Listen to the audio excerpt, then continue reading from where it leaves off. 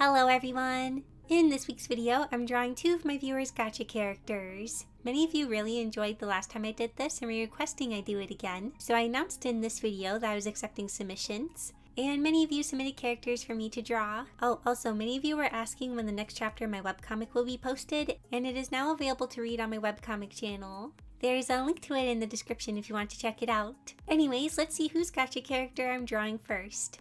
This time I am using a random number generator to decide which character I'm going to draw. I am picking this first character from the email submissions. The number I got is 32, and entry number 32 is this character created by Koki Koi. Their character's name is Koli, and she is 22 years old. Koli is part koi fish, and she enjoys her peace and quiet. She adores koi fish as if they were her children. So let's start drawing Koli. So for this picture, I knew for sure I wanted to include koi fish in some kind of way. At first I was thinking maybe she could be by a pond and be looking into it, but a lot of the angles that we need to draw to show her and the koi at the same time wouldn't show much of the character. And so then I got the idea that maybe Koli is visiting an aquarium and she's amazed by all the koi fish that she sees. I did do some searching to see if koi fish are ever kept in aquariums. I only ever see them in ponds. But yeah, they can be in aquariums as long as they are big enough. So I'm drawing Koli putting her hand up on the glass of the tank, and she has kind of an awestruck expression. For helping me decide the placement of the koi fish, I found this fish brush, and I just kept making different fish and placing them where I felt was best. I was having a bit of a hard time deciding on exactly how I wanted them to be placed. I wanted it to feel random, but also not too random and weird. I don't know, you gotta find the right balance. So I did do a cleanup sketch after my rough sketch. We are going to skip that footage and go to line art because I would rather show you slightly slower line art footage instead of everything being super speed. A lot of times I'll switch to the footage captured by Clip Studio Paint because it can be super sped up without making you all dizzy. But sadly for this illustration, I forgot to make Clip Studio Paint record the drawing process, so I don't have that footage. But for the line art, I'm using the AA ink brush. It is my new favorite brush to use for line art. It has a little bit of a texture and also changes in size easily for adding line variation. I used to kind of like doing line art, but for some reason with this brush I like to do line art way more. It just feels really good and I like the look of it. Oh, also I did edit the brush a bit, mostly pressure sensitivity stuff and other little details. I just kept tweaking it until it worked for my workflow. You may notice that I have a decent amount of hair covering the eyes. A lot of times I try to avoid this because I don't really like covering the eyes. But with the way Koli's hair works, I couldn't really avoid it. My plan is to later draw some of the hair color on top of the eyes, but they will still be visible through the hair. It'll make sense once you see it. Also, I do want to say I'm not super happy with how the hand touching the glass turned out. I don't know, it's okay. It's not like a bad hand, but it's not like a great hand. A lot of times with hands that are straight on, I find they just feel a little bit awkward. And yeah, I often don't like how I draw them, so maybe it's something I need to practice more. But I would rather draw a more complicated pose than this. So after the line art, I filled in the base colors and I'm going to start working on the background. My plan is to make there be an aquarium behind her. It'll be very blurred out, so I just very roughly get different shapes and colors in place and also drag in fish from the asset library because why would I spend time drawing something we'll hardly see? The idea of Koli being an aquarium was actually inspired by my trip to the zoo. I've never been to the zoo before, but I went to one for the first time recently and it was a lot of fun. I got to see so many animals like a red panda, rhinos, giraffes, flamingos, monkeys, wallabies, tigers, and so many more. I've only ever seen things like squirrels, beavers, and chipmunks, so this was all super new to me. It was really awesome and almost didn't feel like I was really there. It felt kind of like a dream in a way. Like I was super close to a giraffe. It was kind of crazy. But in the zoo they had an aquarium area and it was really neat. There were all kinds of different fish like in Finding Nemo. There was also this really huge starfish. It was super big. It was like bigger than my head. There were also frogs and seahorses. Once again, there were all kinds of things to look at and it was really cool. Because I had been to an aquarium, it gave me a feel for the atmosphere and I really wanted to capture that in the picture. The aquarium was really dark and the light was pretty much just coming from the tanks, so the lighting was very blue or green depending on which kind of tank you were by. Because koi are freshwater fish, their tank would be a greener color instead of blue. So I applied a lot of green colors to Koli to make it look like she is being lit by the aquarium and she's also in a dark space. For the hand, I decided to only have the fingertips be touching the glass, so I applied a light green to them to give the impression that they are pressing on the glass. When hands are pressing on like a window or something, sometimes the parts that are pressed get darker, but sometimes they get lighter. It kind of depends on the lighting. Since the light is coming from the front, I figured they would get lighter in this case. I tried not to spend too much time shading the hand because I did know most of it will be covered by one of the fish. The reason I still took the time to color things that would be partially covered is because I plan to blur the fish in the foreground a lot, so I wasn't sure how much I would need to compensate for the blur. Because of this, it was just easier to fully color things. Speaking of coloring, I had a lot of fun coloring Koli's eyes. They don't have a standard pupil, they have a white star in the middle, so I tried something a bit different with them. For the highlights, I added the ones I usually add, like the colored circles at the top and bottom, and also the white oval highlight. But this time, instead of just doing 2 or 3 smaller highlights at the bottom, I added a whole bunch of them. I wanted to give the idea that the things in the tank were kind of adding more highlights to her eyes. Plus it makes her look a bit more in awe of the fish, I think. Now I'm going around the picture and adding some brighter teal highlights to make things pop. Like I said, the lighting's coming from the fish tank, so it's all a very greeny color. Adding highlights is one of my favorite parts because I feel like it really makes things stand out more. I also tried adding some on the eyelashes, just to help them be more interesting and make them stand out a bit more. It also helps the eyes look more round, I think, because they're getting kind of lighter in the middle and darker at the edges. So that suggests that the shape is kind of rounded, or at least I hope it does.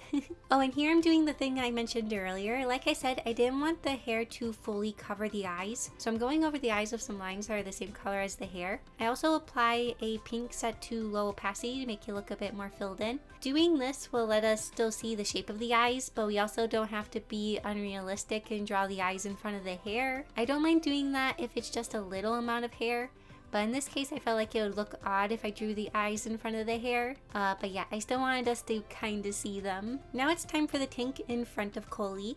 I applied some color along the bottom to suggest the glass a little. Then I add a bunch of different sized floating particles to give the idea of water. Now it's time for the fish, and animals are not my forte, so I do plan to blur these.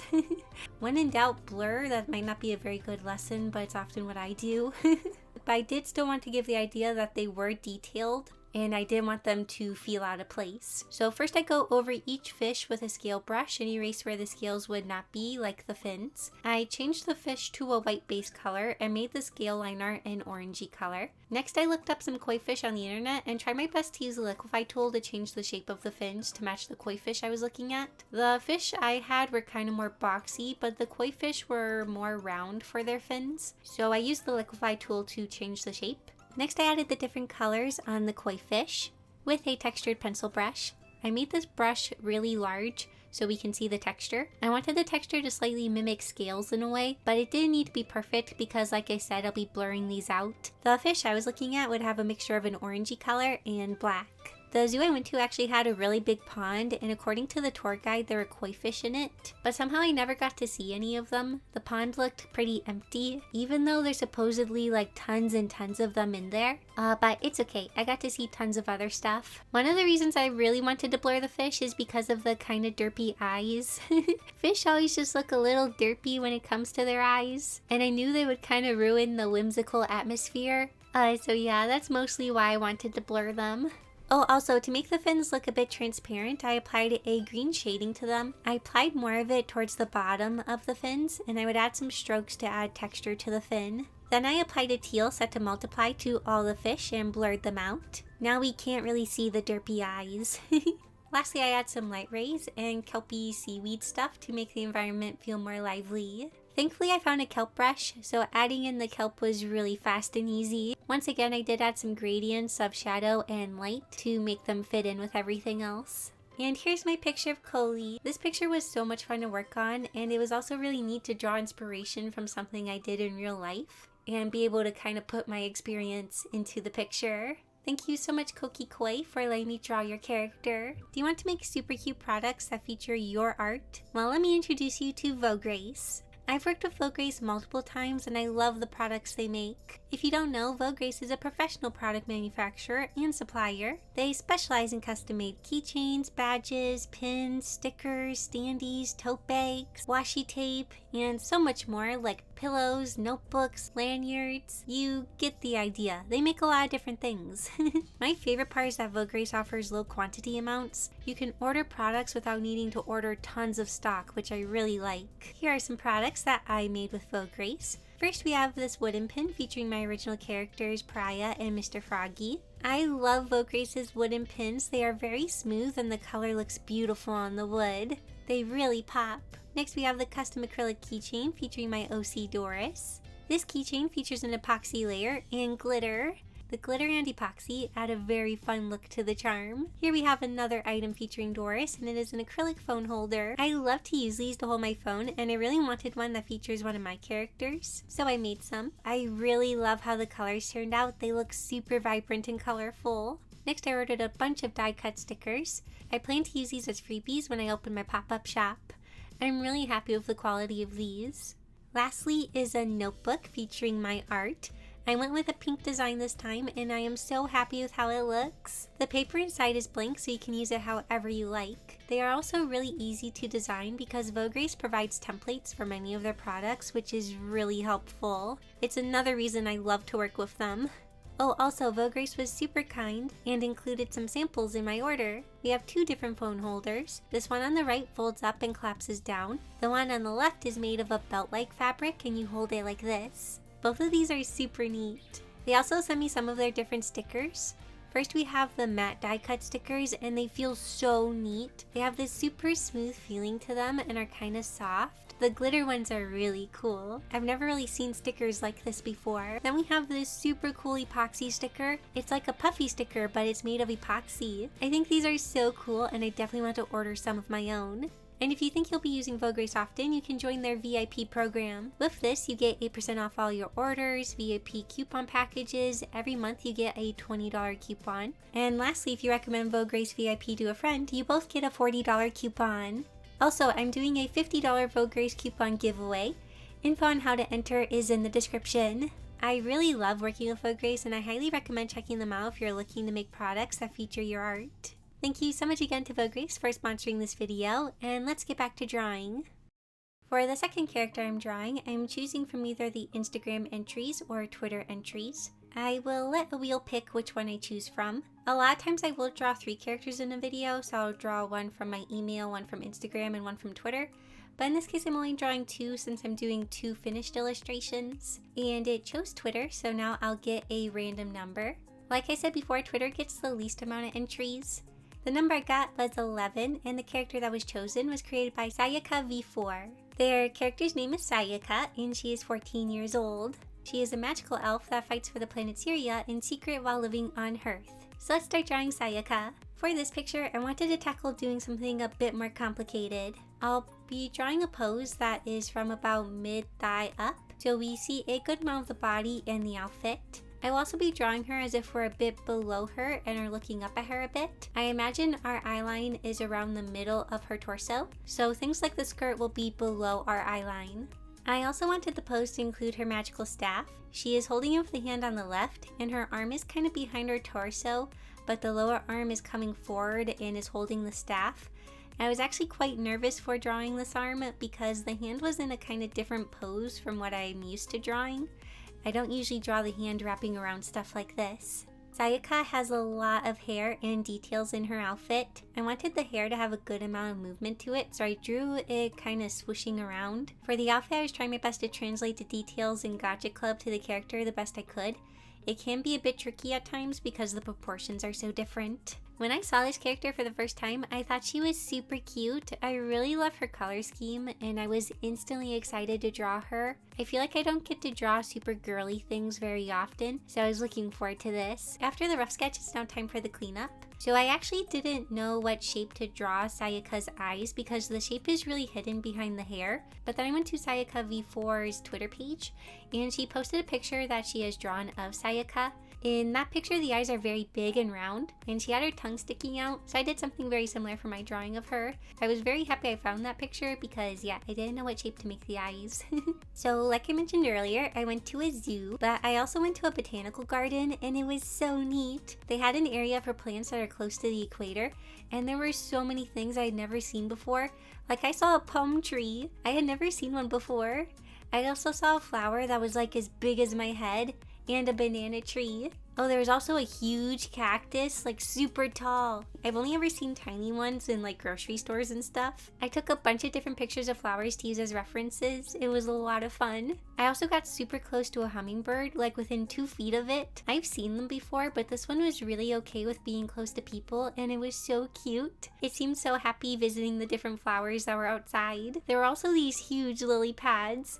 Like if I stick out my arms to make a circle, some of them were that big. I've seen smaller lily pads, but never ones like these that had flowers and everything. So yeah, I got to see all kinds of new things and it was really cool. Before jumping into the shading, I wanted to get the background in place. I wanted something simple that also feels very fun, cute, and magical. I used a flower brush to add these fun flowers, and then I took a glittery background and made some edits to it to make it fit within the colors of the picture.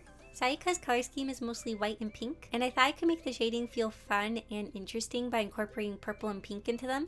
For the skin, I mostly used a bright pink color set to multiply. I wanted this picture to feel very vibrant, so I'm using very saturated colors for the shading. So I have a kind of funny story.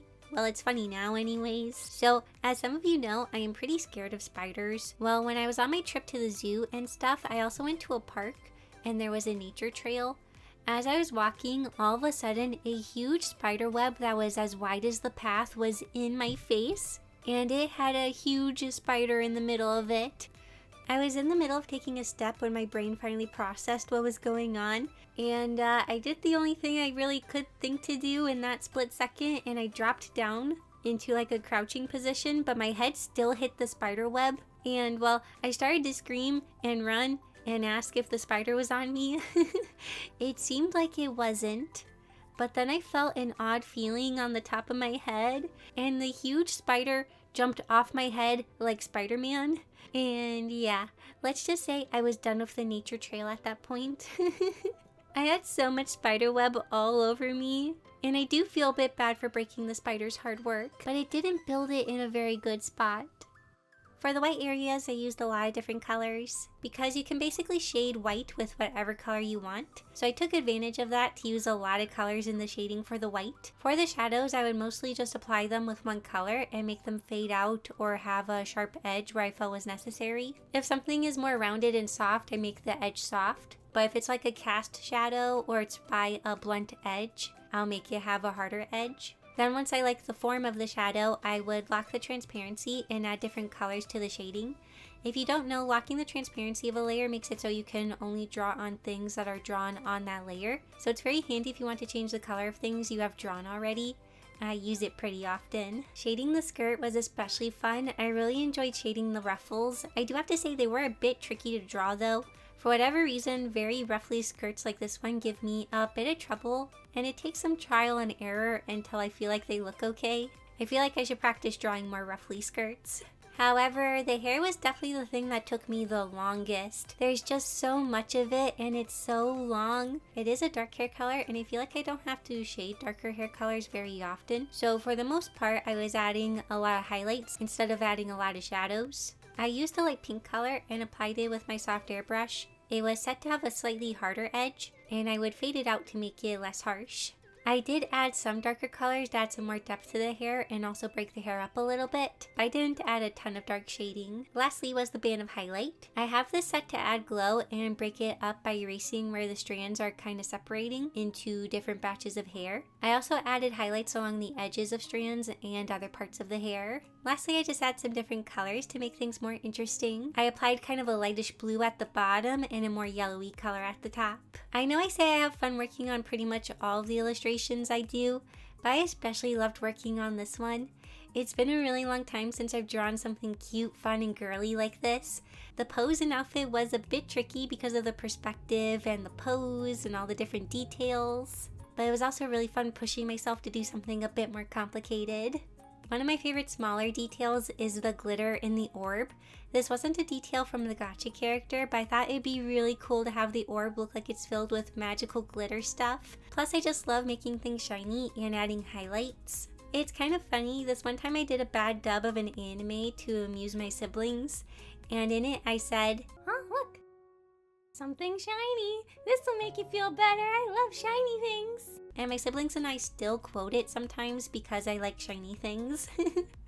Like I said, I was pretty nervous about the pose, but overall I am pleased with how it turned out. Oh, plus the colors were so nice to work with. I love to work with pink and purple, so having a whole picture basically dedicated to these colors was really neat. And here's my finished picture of Sayaka.